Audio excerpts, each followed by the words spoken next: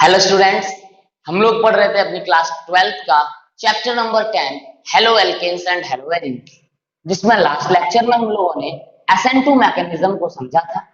आज हम लोग न्यूक्लियोफिलिक सब्स्टिट्यूशन रिएक्शन के ही दूसरे पाथवे को समझते हैं, दूसरे मैकेनिज्म को समझते हैं, and that is the SN1 mechanism.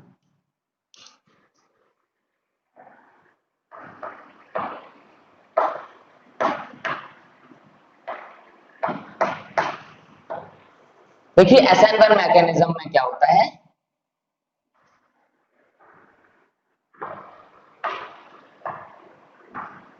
कोई भी आपका एल्किल हैलाइड है, एल्किल हैलाइड पर क्या होगा, पहले स्टेप में ये जो हैलोजन है ये इस इलेक्ट्रॉन पेयर को लेकर के यहां से ब्रेक होगा, जिसकी वजह से एक कार्बोकैटायन बनेगा। कार्बोकैटायन में कार्बन का हाइब्रिडाइजेशन sp2 होता है, तो ट्राइगोनल प्लेनर शेप बनेगी, मतलब एक प्लेनर स्ट्रक्चर बनेगा। साथ में हैलाइड माइनस अलग हो गया।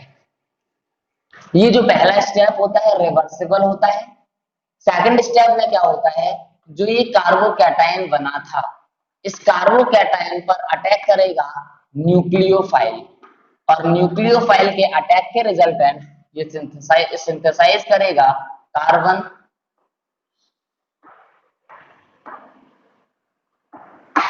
न्यूक्लियोफाइल। अब एक बात को समझिए, ये जो न्यूक्लियोफाइल है वो इधर से भी अटैक कर सकता है और बैक साइड से भी अटैक कर सकता है, दोनों तरफ से अटैक बराबर होगा, तो जिसके रिजल्टेंट दो तरीके के प्रोडक्ट बनेंगे। दूसरा प्रोडक्ट आपका होगा ऐसे।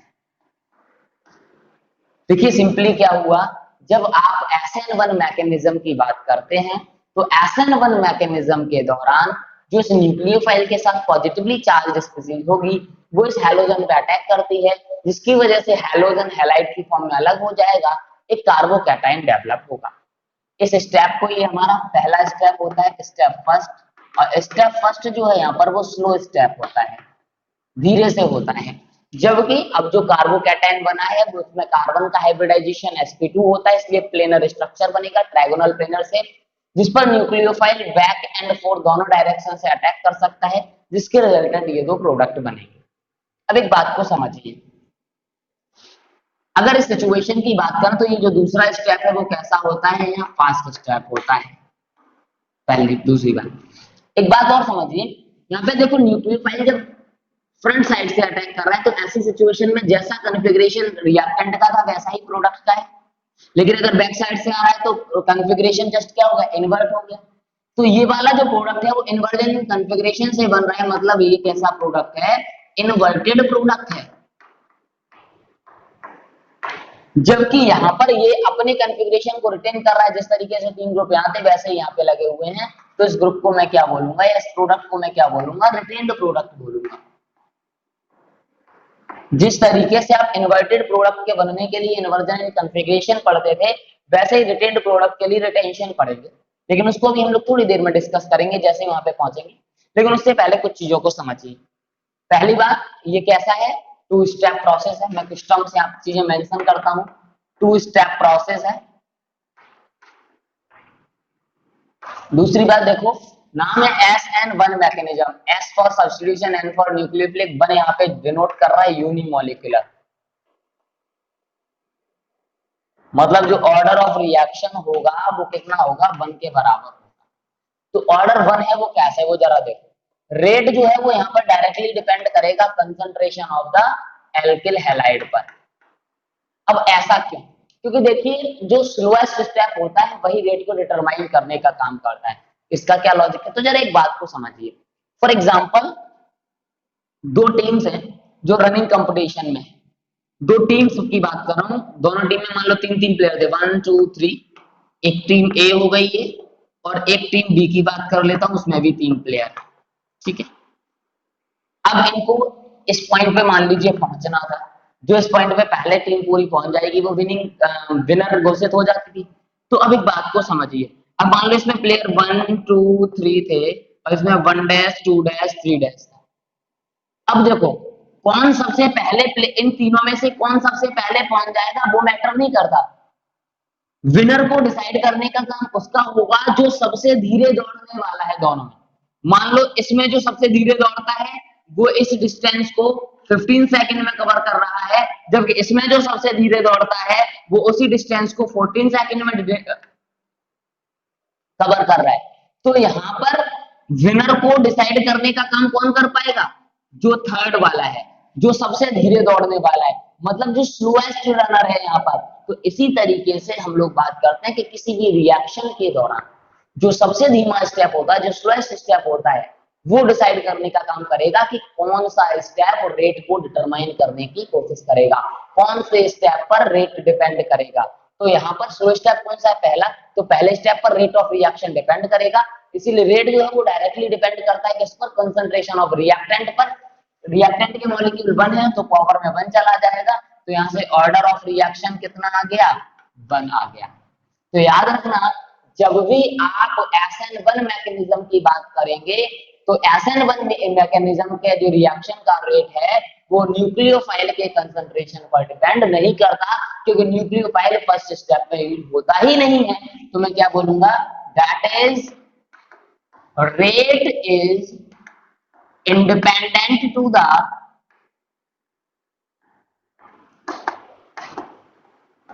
concentration of nucleophile. इसका मतलब जो रेट है वो न्यूक्लियोफाइल के कंसंट्रेशन पर डिपेंड नहीं कर रहा, वो सिर्फ और सिर्फ किसके कंसंट्रेशन पे डिपेंड करने वाला है? जो आपका सबस्ट्रेट है, जो आपका एल्किल हैलाइड। ओके, कुछ बातें यहीं पे और करते हैं। देखिए ये वाला जो आपका प्रोसेस है SN1, ये फेवर करता है पोलर प्रोटिक सॉल्वेंट में। किसमें? पोलर प्रोटिक सॉल्वेंट में। तो मैं लिखूंगा यहाँ पे SN1 mechanism favor in presence of polar protic solvent। Polar का मतलब जो आयोनाइज होने की क्षमता रखते हो, प्रोटिक का मतलब जो प्रोटॉन को डोनेट करते हो। फॉर एग्जांपल एसिटिक एसिड में अगर आप डाल दो तो रेट ऑफ रिएक्शन बढ़ जाएगा, फेवर को करेगी SN1 पाथवे। ठीक है, तो ये बात है किसको लेकर के? SN1 मैकेनिज्म को लेकर के। कुछ और बातों को यहीं पे हम लोग समझते हैं। देखिए अभी मैंने सिंपल से एक बात बोली थी कि यहाँ पर जो रेट है वो स्लोएस्ट स्टेप पर डिपेंड करने वाला है। तो एक्चुअलिटी में स्लोएस्ट स्टेप में पहले स्टेप में हो क्या रहा है, या इस स्टेप के होने के लिए, इस बॉन्ड के ब्रेकेज के लिए एनर्जी कहां से मिलेगी? एक्चुअलिटी में हमने किसी सॉल्वेंट में डाला होगा, तो जो सॉल्वेशन होता है, सॉल्वेशन यहाँ पर एनर्जी प्रोवाइड करता है। तो मैं बोलूंगा energy requirement for the breakage of carbon halogen bond fulfilled by the solvation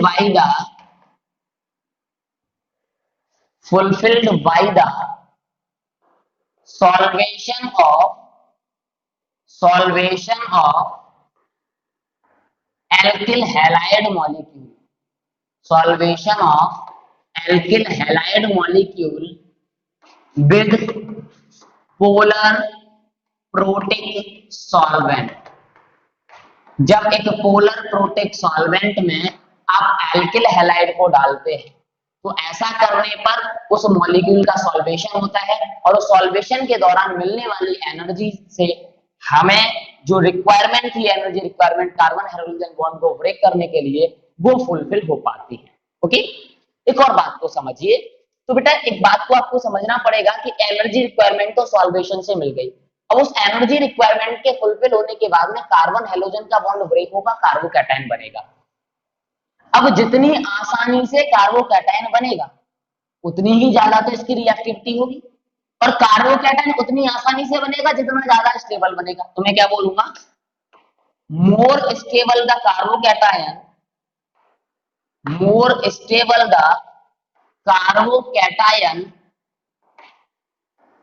formed during the process then higher will be the ease of formation of carbocation ease of formation of carbocation. समझिए जरा मैंने क्या बोला। मैंने बोला है carbocation की stability जितनी ज्यादा होगी उतनी जल्दी ये हैलोजन हैलाइड को रिलीज करके या हैलाइड को लॉस करके कार्बोकैटायन बनाने की क्षमता रखेगा या कार्बोकैटायन को बनाने की टेंडेंसी रखेगा। तो more the stability of the carbocation higher will be the ease of the formation of carbocation, hence higher will be the reactivity of alkyl halide. जितनी आसानी से बनाएगा उतनी ज्यादा रिएक्टिविटी होगी, hence higher should be the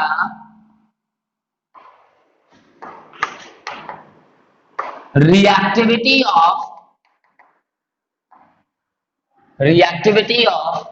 alkyl halide। तो देखो simple सी बात मैं बोल सकता हूं कि देखो कार्बोकैटायन की स्टेबिलिटी ऑर्डर को आपने पढ़ा है। सबसे ज्यादा स्टेबल आपका टर्सरी, उससे कम सेकेंडरी, उससे कम प्राइमरी। तो फिर अगर टर्सरी कार्बोकैटायन सबसे ज्यादा स्टेबल होता है तो सबसे आसानी से ये एल्किल हैलाइड कब रिएक्ट करेगा, जब ये टर्सरी एल्किल हैलाइड हो। तो फिर मैंने यहाँ पर क्या करा, टर्सरी बना दिया, CH3 CH3 CH3 CH3 CH3 CH3 CH3 CH3 CH3 CH3 CH3 CH3। तो इसीलिए आप कभी भी SN1 मैकेनिज्म को अगर शो करेंगे तो हमेशा उसको एल्किल हैलाइड को टर्सरी लेके करेंगे, और अगर आप SN2 मैकेनिज्म को शो करेंगे तो फिर प्राइमरी एल्किल हैलाइड को लेकर के शो करेंगे। क्योंकि रिएक्टिविटी की बात करें तो SN1 के लिए टर्सरी एल्किल हैलाइड की रिएक्टिविटी सबसे ज्यादा होती है, जबकि SN2 के लिए प्राइमरी एल्किल हैलाइड सबसे ज्यादा रिएक्टिव होता है। तो देखते हैं इसके रिएक्टिविटी ऑर्डर। रिएक्टिविटी ऑर्डर की बात कर लेते हैं जरा। तो देखो जैसे जैसे कार्बोकैटायन की स्टेबिलिटी बढ़ेगी रिएक्टिविटी ऑफ एल्किल हैलाइड भी बढ़ेगा। तो मैं बोल सकता हूं reactivity of alkyl halide is directly proportional to the stability of carbocation. लेकिन किसके लिए, SN2 SN1 के लिए, फॉर SN1 मैकेनिज्म। अगर आप SN1 मैकेनिज्म की तरफ रिएक्टिविटी की बात करेंगे तो सबसे ज्यादा रिएक्टिविटी होगी उस एल्किल हैलाइड की जिससे कि कार्बोकैटायन ज्यादा स्टेबल बन रहा हो। फॉर एग्जांपल मैं अगर बात करूं, हमारे पास टर्सरी एल्किल हैलाइड है, सेकेंडरी एल्किल हैलाइड है, प्राइमरी एल्किल हैलाइड है और एक CH3X है। तो सबसे ज्यादा रिएक्टिविटी किसकी रहने वाली है, टर्सरी की।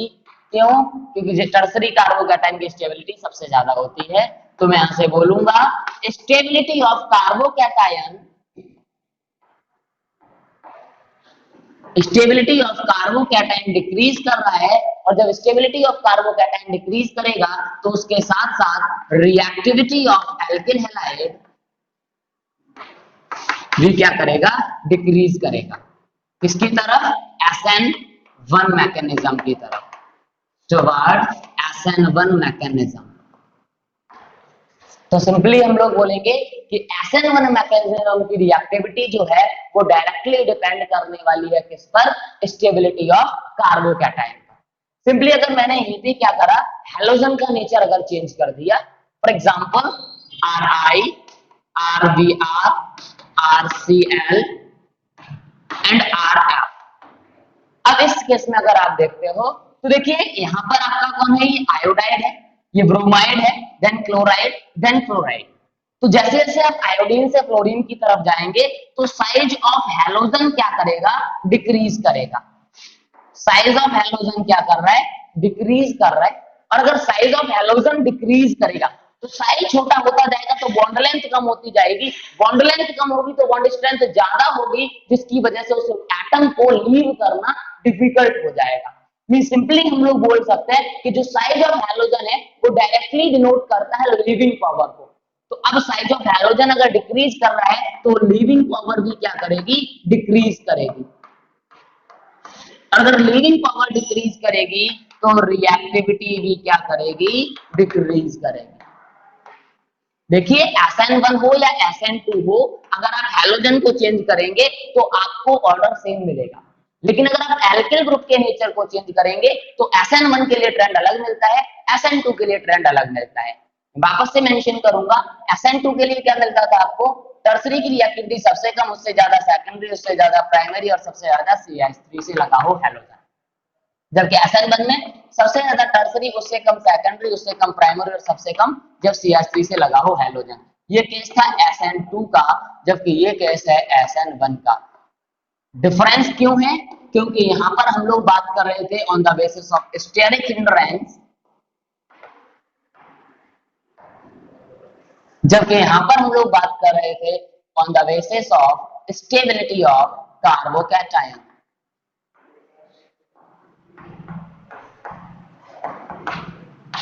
तो दोनों फैक्टर्स को आपको क्या करना है, याद रखना है। अब मैं अगर यहीं पे बेंजीन की थोड़ी सी बात और कर लूं, अगर बेंजीन से कहीं CH2 लगा, मतलब मैं बेंजाइलिक कार्बोकैटायन की बात कर रहा हूं, तो बेंजाइलिक कार्बोकैटायन अगर है तो इसकी भी स्टेबिलिटी बहुत ज्यादा होती है। और इस केस में अगर कहीं इससे क्लोराइड या कोई भी हैलाइड लगा होता, तो ऐसी सिचुएशन में उसकी रिएक्टिविटी बहुत ज्यादा होती, क्योंकि यहाँ पे होता है रेजोनेंस, और रेजोनेंस की वजह से हाईली स्टेबलाइज होता है, जिसकी वजह से इसकी रिएक्टिविटी ज्यादा होने लगेगी। ओके, थोड़ा सा अगर हम लोग यहीं पे आगे बढ़े, तो मैंने दो टर्म्स यहाँ पर यूटिलाइज करे थे, रिटेन्ड प्रोडक्ट और इन्वर्टेड प्रोडक्ट। तो उनको समझने से पहले हमें थोड़ा सा ऑप्टिकल एक्टिविटी को समझना पड़ेगा, फिर वो चीजें बड़े अच्छे से समझ में आएंगी। तो स्टार्ट करते हैं हम लोग ऑप्टिकल एक्टिविटी को। ऑप्टिकल एक्टिविटी, देखिए हमारे पास कोई भी लाइट सोर्स है,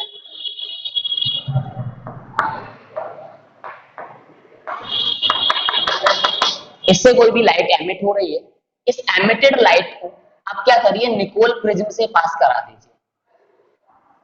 इसको किससे पास करा दीजिए, निकोल प्रिज्म से। ये कौन है आपका, निकोल प्रिज्म। किससे बनता है, कैल्शियम कार्बोनेट से। देखिए ये जब लाइट थी तो यहां पर इसके जो वाइब्रेशन है वो सारे डायरेक्शन में होंगे, लेकिन इसी को जब आप निकोल प्रिज्म से पास करेंगे तो ये सारे के सारे वाइब्रेशन एक पर्टिकुलर डायरेक्शन में, और वो डायरेक्शन क्या होगा, जिस डायरेक्शन से लाइट पास हो रही है उस लाइट के डायरेक्शन के या सोर्स के डायरेक्शन के परपेंडिकुलर हो जाते हैं। और इस तरीके से जो डेवलप होने वाली लाइट है, फिर उसको हम लोग बोलते हैं plane polarised light. Plane polarised light, जैसे को आप बोलते हैं PPL। जब आप इस प्लेन पोलराइज्ड लाइट को, जिसके सारे के सारे वाइब्रेशन सोर्स ऑफ लाइट के परपेंडिकुलर हो गए थे, उसको आप किसी ऑर्गेनिक कंपाउंड से पास करते हैं, जिस ऑर्गेनिक कंपाउंड को मैंने भर के रखा है एक इंस्ट्रूमेंट में, जिसे हम लोग बोलते हैं पोलरीमीटर। इसमें कौन भरा हुआ है, ऑर्गेनिक कंपाउंड। तो जब ये लाइट जो प्लेन पोलराइज्ड लाइट है वो पोलरीमीटर से पास होती है, तो तीन केसेस पॉसिबल होते हैं। पहली कंडीशन, इसमें किसी भी प्रकार का कोई डेविएशन ना आए, जिस तरीके से आपकी ये प्लेन पोलराइज्ड लाइट पास हुई थी उसी तरीके की ये मेंटेन रहे। दूसरा केस होता है जब ये जो आपकी प्लेन पोलराइज्ड लाइट है वो क्लॉकवाइज डायरेक्शन में रोटेट हो जाए, या बोल सकते हैं राइट साइड में रोटेट हो जाए। तीसरा केस होता है जब ये एंटी क्लॉकवाइज डायरेक्शन में रोटेट हो जाए।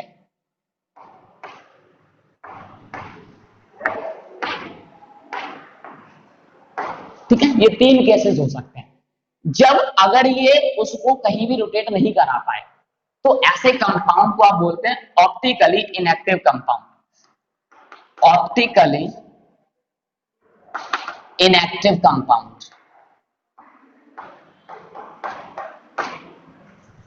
जब वो राइट साइड में उसको रोटेट कर ले या लेफ्ट साइड में रोटेट कर ले, तो दोनों ही केसेस में आप उन्हें बोलते हैं optically active compound.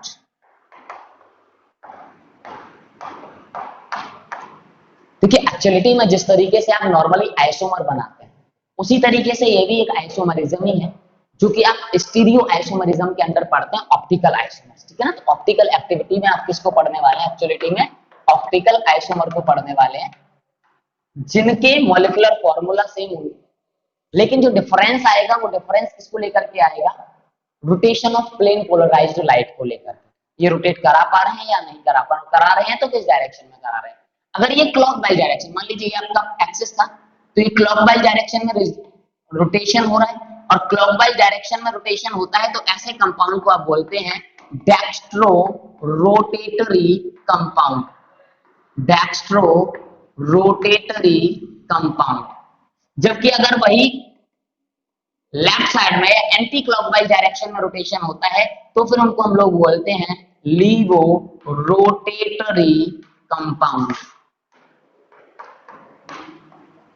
Levorotatory compound. Dextrorotatory जब होता है तो उसको स्मॉल डी से डिनोट करते हैं या पॉजिटिव साइन से डिनोट करते हैं। लीवो रोटेटरी होता है तो उसे या तो नेगेटिव साइन से डिनोट करते हैं या फिर स्मॉल एल से डिनोट करते हैं। देखिए आप आगे चल करके जब ग्लूकोज वगैरह पढ़ेंगे तो वहां पे आप पढ़ेंगे एक capital D and capital L configuration, जिसे एब्सोल्यूट कॉन्फ़िगरेशन बोलते हैं। तो इस कैपिटल डी और कैपिटल एल का इस स्मॉल डी और स्मॉल एल से कोई रिलेशन नहीं होता है। एनसीईआरटी में आपके पॉइंट मार्क करके उन्होंने मेंशन किया है, there is no correlation of dextrorotatory and levorotatory compound with absolute configuration. तो कैपिटल डी कैपिटल एल क्या है वो आगे हम लोग समझेंगे, लेकिन अभी याद रखेंगे कि अगर ऐसा कुछ लिखा मिले और ऐसा लिखा मिले तो दोनों टर्म्स क्या है, अलग है। ओके, इस चीज को आपको ध्यान रखना है। अब देखो ये जो कंपाउंड थे मैंने सिंपली क्या बोला है, वापस से एक बार समझिए। ऑप्टिकल एक्टिविटी क्या है, कोई भी ऐसे कंपाउंड जो प्लेन पोलराइज्ड लाइट को क्लॉकवाइज या एंटी क्लॉकवाइज डायरेक्शन में रोटेट करने की कैपेबिलिटी रखते हैं, उन कंपाउंड को आप क्या बोलते हैं, ऑप्टिकली एक्टिव कंपाउंड बोलते हैं। और इस प्रॉपर्टी को आप क्या बोल देंगे, ऑप्टिकल एक्टिविटी बोल देंगे। तो सिंपली मैं क्या बोलूंगा, those compounds which are able to rotate the plane polarized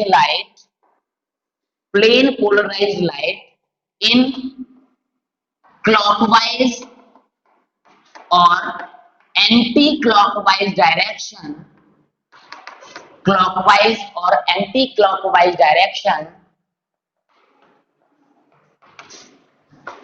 are called optically active compound. उन कंपाउंड्स को हम लोग क्या बोलते हैं, ऑप्टिकली एक्टिव कंपाउंड बोलते हैं, जो क्या कर सकें, प्लेन पोलराइज्ड लाइट को क्लॉकवाइज या एंटी क्लॉकवाइज डायरेक्शन में रोटेट करा सकें। और जो नहीं करा पाएंगे वो क्या कहलाएंगे, ऑप्टिकली इनएक्टिव कंपाउंड कहलाएंगे। अब इसमें भी अगर हमें डिफाइन करना हो डेक्स्ट्रो और लीवो को, तो मैं क्या बोलूंगा, those compounds which are able to rotate the plane polarized light in clockwise direction are called dextrorotatory compound, and those compound which are able to rotate the plane polarized light in anti-clockwise direction, मतलब left hand side, तो उसे आप क्या बोल देंगे, लीवोरोटेटरी compound. Okay, लेकिन देखिए परेशानी ये है कि अब हमेशा हम लोग पोलरिमीटर या लाइट सोर्स को लेकर के तो हमेशा घूमेंगे, तो ये तो एक एक्सपेरिमेंटल एस्पेक्ट हो गया, प्रैक्टिकल एस्पेक्ट हो गया। फिर हम नॉर्मली किसी कंपाउंड को देख करके कैसे बताएं कि वो कंपाउंड ऑप्टिकली एक्टिव है या इनएक्टिव है। तो ऐसे सिचुएशन के लिए हम लोग कुछ कंडीशंस की बातें करेंगे, जिन कंडीशंस को देख करके सिंपली आप बोल देंगे कि हाँ ये कंपाउंड ऑप्टिकली एक्टिव है या नहीं। तो उन कंडीशंस की हम लोग जरा बात करें। दो साइंटिस्ट थे आपके, एक लीवेल और एक वॉन्टॉफ, दोनों ने इंडिपेंडेंटली, एक दूसरे पर डिपेंड नहीं, अलग अलग अपनी रिसर्चेस की थी 1874 में, और अपनी रिसर्चेस को दिया, जहां पे उन्होंने पाया कि जितने भी कंपाउंड्स आप ऑप्टिकली एक्टिव होने की बात कर रहे हैं, उन सारे के सारे कंपाउंड में एक चीज कॉमन थी कि वहां पर एक कार्बन प्रेजेंट था, जिस कार्बन को हम लोग बोलते हैं एसिमेट्रिक कार्बन। कैसा कार्बन, एसिमेट्रिक कार्बन। बात आती है एसिमेट्रिक कार्बन होता क्या है, तो वो कार्बन जिससे लगे हुए चारों के चारों group, all the four valencies attached to the carbon are different, then that carbon is said to be the asymmetric carbon. तो मीन सिंपली मैं क्या बोल सकता हूं, that carbon atom whose all the four valencies are satisfied by the four different groups, four different atoms or group of atoms or group of atoms is called asymmetric carbon, is called asymmetric carbon. तो simply ऐसा carbon atom जिससे जुड़ी हुई चारों के चारों atom से group of atom different हो, चारों की चारों वैलेंसी जो सेटिस्फाई हो रही है वो डिफरेंट एटम्स के द्वारा हो रही हो। फॉर एग्जांपल ये कार्बन है, उस कार्बन से लगे हुए चार एटम्स या ग्रुप ऑफ एटम्स को शो करना है, तो एक ए लगा हुआ है, एक बी लगा हुआ है, एक डी लगा हुआ है, एक ई लगा हुआ है, चारों के चारों ग्रुप डिफरेंट है, then this carbon must be the asymmetric carbon.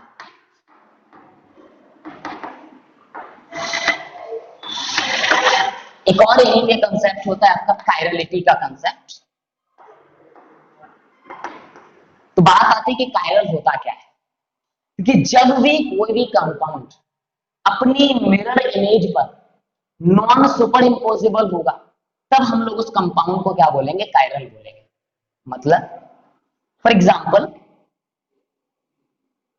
अगर हम लोग बात करें ए की, इसको मिरर के आगे रखा तो जो इमेज आएगी वो भी बिल्कुल ऐसी बनेगी। मैंने बात करी ओ की, मिरर इमेज सेम बनेगी। मैंने बात करी बी की, अब मिरर इमेज कैसी बनेगी, इसकी मिरर में दिखेगा कैसे है, कुछ इस तरीके से। तो अगर इसको उठा के इसके ऊपर रखें सुपर इम्पोज करेगा तो ये कैसा है, सुपर इम्पोजेबल। ये भी कैसा है, सुपर इम्पोजेबल, जबकि ये कैसा है, नॉन सुपर इम्पोजेबल। तो एक्चुअलिटी में ऐसे कंपाउंड जो अपनी मिरर इमेज पर नॉन सुपर इम्पोजेबल होते हैं उन्हीं को आप क्या बोलते हैं, कायरल बोलते हैं। तो ये दोनों तो सुपर इम्पोज कर जाएंगे तो ये कायरल नहीं हो सकते, ये कायरल होंगे, लेकिन ये सुपर इम्पोज नहीं कर पाएगा तो फिर ये कैसा हो जाएगा, कायरल। तो सिंपली मैं बोल सकता हूं those compounds which are non superimposable on their mirror images are called chiral compounds. तो मैं क्या बोलूंगा, those compounds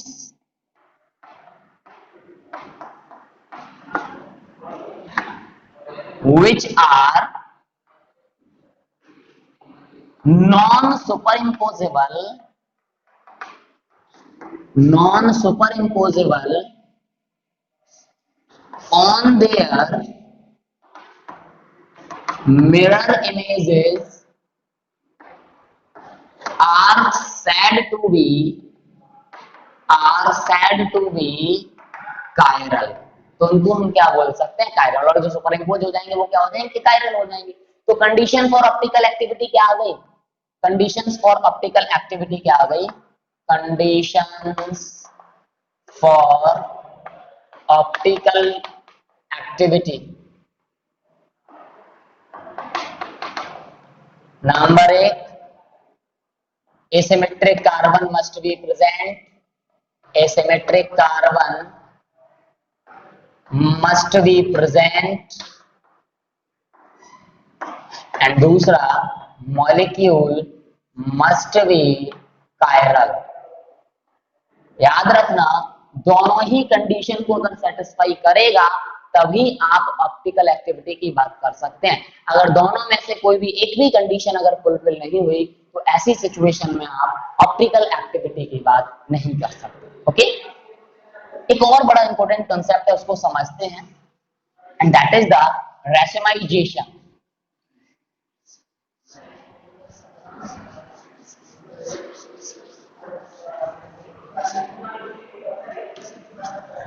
रैशमाइजेशन, देखिए अगर रैशमाइजेशन की बात करें तो रैशमाइजेशन होता क्या है।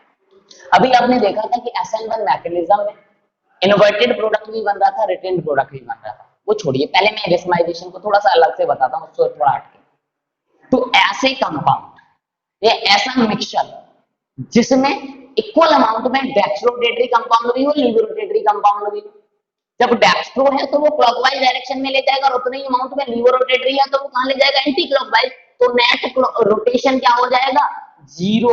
और ऐसी सिचुएशन में जो मिक्सचर बनता है उस मिक्सचर को आप नाम देते हो रैशमिक मिक्सचर, और उस प्रोसेस को बोलते हो रैशमाइजेशन। समझिए मैंने क्या बोला है, the equimolar mixture of the equimolar mixture of dextrorotatory and levorotatory compound and levorotatory compound, the equimolar mixture of dextrorotatory and levorotatory compound such that they both cancel out the rotation of each other. Rotation of each other is called racemic mixture. Is called racemic mixture, and the process of formation of racemic mixture is called racemization. तो simply हम क्या बोल रहे हैं कि वो mixture जिसमें dextrorotatory और लीवोरोटेटरी कंपाउंड इक्वल अमाउंट में है, कुछ इस तरीके से कि वो दोनों एक दूसरे के रोटेशन को कैंसिल कर दें, और ऐसे मिक्सचर जो बनेगा वो रेसिमिक मिक्सचर कहलाएगा। और इस रेसिमिक मिक्सचर के बनने के प्रोसेस को आप क्या बोलेंगे? रेसिमाइजेशन बोलेंगे। देखिए जितना रोटेशन डेक्स्ट्रो से हो रहा था उतना ही लीवो से हो रहा था, बट अपोजिट डायरेक्शन में, जिसकी वजह से नेट रोटेशन 0 हो गया। तो इसीलिए मैं बोलूंगा racemic mixture is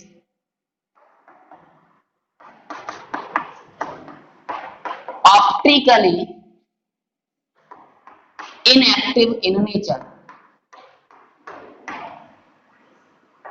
Optically inactive in nature. तो ये racemic mixture का कंसेप्ट हो गया। थोड़ा सा चीजों पे आगे बढ़ते हैं और आगे मैं वापस से एक चीज को समझाने की कोशिश करता हूं, जहां SN2 और SN1 को मैंने पढ़ाया था और वहां पे मैंने कुछ टर्म्स यूज करे थे, इन्वर्जन, रिटेंशन, तो उनको मैं एक साथ लेता हूं ऊपर, है ना। देखते हैं जरा। देखिए कोई भी हमारे पास एक कंपाउंड है, कार्बन इससे जुड़ा है, फॉर एग्जांपल ये A है, ये B है, ये D है, ठीक है, और इससे जुड़ा था ये हेलोजन। ओके, इस पर न्यूक्लियोफाइल का अटैक हुआ और उस न्यूक्लियोफिलिक अटैक के रिजल्टेंट एक तो पॉसिबिलिटी ये है कि यहां पर से हेलोजन हटाओ और C, A, B, D और यहां पर के आकर के कौन लग गया हो? न्यूक्लियोफाइल। दूसरी पॉसिबिलिटी क्या है कि न्यूक्लियोफाइल को जिस तरीके से अटैक करे, ये सारे ग्रुप इधर आ जाए और ये न्यूक्लियोफाइल इधर आकर के लगे, A, B, D और यहां पर आकर के लग गया न्यूक्लियोफाइल। अगर इसे मैं प्रोडक्ट X मान लूं, इसे मैं प्रोडक्ट Y मान लूं, तो एक कंडीशन ये भी हो सकती है जब न्यूक्लियोफाइल अटैक करे और X प्लस Y दोनों मिल जाए। तो देखिए यहां पर कॉन्फ़िगरेशन में कोई चेंज नहीं आया, जो एटम्स एक साइड थे वो उसी साइड में रहे हैं। ऐसी कंडीशन में जो प्रोडक्ट बनता है उसे बोलते हैं रिटेन्ड प्रोडक्ट। जबकि यहां पर देखिए जो इस साइड में एटम थे वो दूसरी साइड में चले गए, तो ऐसी कंडीशन में बनने वाले प्रोडक्ट को बोलते हैं इन्वर्टेड प्रोडक्ट। रिटेन्ड प्रोडक्ट जब बनता है तो उस प्रोसेस को आप बोलते हैं रिटेंशन, जबकि इन्वर्टेड प्रोडक्ट बनता है तो उस प्रोसेस को आप बोलते हैं इन्वर्जन। और जब इक्वल अमाउंट में रिटेन्ड और इन्वर्टेड प्रोडक्ट मिलते हैं, जिनमें से एक डेक्स्ट्रोरोटेटरी होता है, एक लीवो होता है, कौन डेक्स्ट्रो कौन लीवो इस बारे में मैंने नहीं बोला, लेकिन एक डेक्स्ट्रो होगा एक लीवो होगा, ये बात तय है। तो एक डेक्स्ट्रो और लीवो का जब इक्विमोलर मिक्सचर मिलता है तो उसको हम लोग बोलते हैं रैसिमिक मिक्सचर, और इस प्रोसेस को हम लोग बोलते हैं रैसिमाइजेशन। उस प्रोसेस को हम लोग क्या बोलते हैं? रैसिमाइजेशन।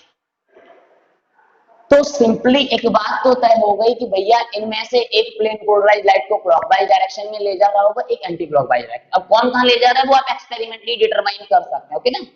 लेकिन हाँ, दोनों एक डेक्स्ट्रो और एक लीवो होगा और ये उन दोनों का एक मिक्सचर बनता है, दैट इज द रैसिमिक मिक्सचर। तो यहां से आप देखिए जो आपका SN1 मैकेनिज्म होता था, उसमें इन्वर्टेड और रिटेंड दोनों प्रोडक्ट बनते थे, इक्वल अमाउंट में बनते थे, 50-50% मिलते थे।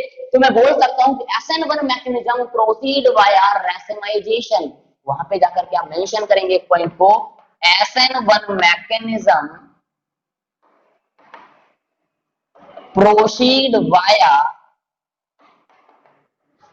Rationalisation.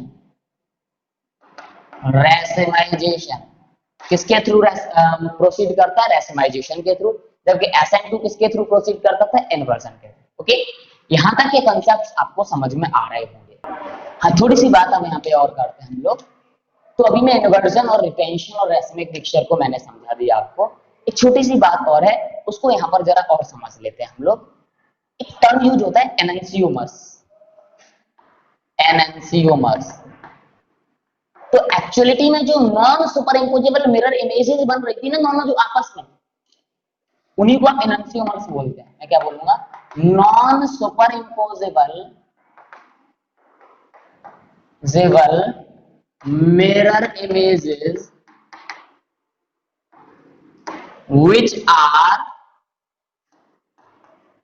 optically active in nature are called enantiomers। और एनएनसीओमर्स क्या है समझ लीजिए आप। जो non super imposable mirror images बनती हैं उन्हीं को आप एनएनसीओमर बोलते हैं। और इनकी क्वालिटी सुनो, बॉइलिंग पॉइंट सबके सेम होंगे, मेल्टिंग पॉइंट सेम होंगे, सॉलिबिलिटी सेम होगी, मतलब जितनी भी प्रॉपर्टीज हैं वो सारी की सारी प्रॉपर्टीज एनएनसीओमर की सेम होती हैं हमारे सिलेबस में, except one toward their behaviour या behaviour toward the plane polarised light. Enantiomers shows similar physical properties except their behavior toward plane polarized light। उनका प्लेन पोलराइज्ड लाइट का की तरफ जो बिहेवियर वो डिफरेंट होता है, एक क्लॉकवाइज डायरेक्शन में तो दूसरा एंटी क्लॉकवाइज डायरेक्शन में, बाकी कोई डिफरेंस दोनों को लेकर के नहीं होता। ओके, चलिए अब हम लोग थोड़ा सा आगे बढ़े। तो SN1 और SN2 मैकेनिज्म को ऐसी सिचुएशन में देखेंगे जब कंपाउंड डेक्स्ट्रो या लिगो बने, मतलब जब कंपाउंड कायरल हो। अभी जो हमने एग्जांपल लिए थे दोनों ही केसेस में आपका मॉलिक्यूल था वो कैसा था? एक कायरल था। देखो दूसरा केस था वहां पे 3-3 CH थे तो चारों ग्रुप डिफरेंट नहीं थे, तो वहां पर ऑप्टिकली एक्टिविटी की बात ही नहीं कर सकते थे। तो ऐसे एग्जांपल की बात करते हैं जहां पर मॉलिक्यूल कैसा हो? कायरल। SN2 की अगर बात करें तो मान लीजिए CH3 CH C4H9 और हेलोजन। इस पर अगर आपने अटैक कराया OH माइनस का जो एक न्यूक्लियोफाइल है, यहाँ पर क्या होगा? कार्बन CH3 हाइड्रो, ये जो सारे के सारे ग्रुप इन्वर्ट हो जाएंगे, इधर आ जाएगा CH3, इधर आ जाएगा H, इधर आ जाएगा C4H9 और यहाँ पर आकर के कौन लग जाएगा? OH। देखिए इन्वर्जन हो रहा है तो ये काम होता है SN2। यहाँ पर क्या मिल रहा है आपको? इन्वर्जन मिल रहा है। जबकि अगर दूसरे केस की बात करें, for example carbon CH3 C2H5 C3H7 halogen. देखिए तीनों ग्रुप ये अलग है, चौथा ये भी डिफरेंट है। अब इसके ऊपर मैंने न्यूक्लियोफाइल डाला तो पहले ये कार्बोकैटायन बनेगा और कार्बोकैटायन बनने के रिजल्टेंट मैं कार्बोकैटायन जरा यहाँ पे बना के दिखा देता हूँ। स्टेप 1 में यहाँ पर क्या होने वाला है? जो स्लोएस्ट स्टेप होता है रिवर्सिबल होता है। कार्बन CH3 C2H5 C3H7 इस पे चार्ज पॉजिटिव। अब इसके ऊपर क्या आएगा? न्यूक्लियोफाइल अटैक करेगा, बैक साइड अटैक भी होगा, फ्रंट साइड भी होगा, 50% फ्रंट से 50% बैक से। तो कार्बन और ये मिलेगा आपका OH। मैं कुछ इसको इनिशियल रिएक्टेंट की कॉन्फ़िगरेशन की तरीके से बना देता हूं। तो यहाँ पे आपको मिलेगा carbon CH3 C2H5 C3H7 OH plus carbon CH3 C2H5 C3H7 OH। तो एक प्रोडक्ट तो यहाँ पे देखो 50% तो ये मिल गया और 50% ये मिल गया। एक इनमें से रिटेन्ड प्रोडक्ट है, बिल्कुल कॉन्फ़िगरेशन सेम है, तो ये रिटेन्ड होगा, जबकि ये कैसा है, इन्वर्टेड प्रोडक्ट। और जब रिटेन्ड और इन्वर्टेड प्रोडक्ट दोनों मिलते हैं इक्वल अमाउंट में तो इक्विमोलर मिक्सचर बनता है, जिसे आप रैसमिक मिक्सचर बोलते हैं। दोनों ऑप्टिकली एक्टिव हैं, एक डेस्ट्रो होगा तो दूसरा लेवो होगा। तो मैं बोल सकता हूं during SN1 mechanism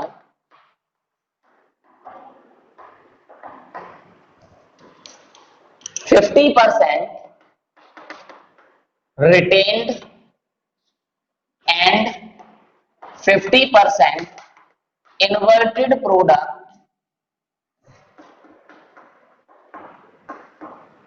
are formed. That is, racemization takes place during the process. इसका मतलब प्रोसेस के दौरान क्या हो रहा है, रैसेमाइजेशन हो रहा है। ओके, तो ये था हमारा ओवरऑल SN1 को लेकर के कंसेप्ट। उससे रिलेटेड चाहे आपने एसिमेट्री को पढ़ना हो, चाहे ऑप्टिकल एक्टिविटी को पढ़ना था, कायरलिटी को पढ़ना था, रिटेंशन, इन्वर्जन, रैसेमाइजेशन, एनएनसी ओवर, सारे के सारे कंसेप्ट मैंने यहाँ पर डिस्कस कर लिए। तो इस तरीके से मैंने न्यूक्लियोफिलिक सब्स्टिट्यूशन, जो पहली टाइप की रिएक्शन थी आपकी हेलोएल्केन एंड हेलोएरीन में, उसको मैंने कंप्लीट कर लिया है। अब आपका वर्क क्या है होमवर्क में? होमवर्क में आपको चाहे सॉल्व एग्जांपल हो, एनसीईआरटी टेक्स्ट का हो, एनसीईआरटी एक्सरसाइज का, कहीं के भी क्वेश्चन मिले, SN1 और SN2 से रिलेटेड रिएक्टिविटी ऑर्डर अगर कहीं पूछा हो तो वो सारे क्वेश्चंस आपको होमवर्क में करने हैं। ओके,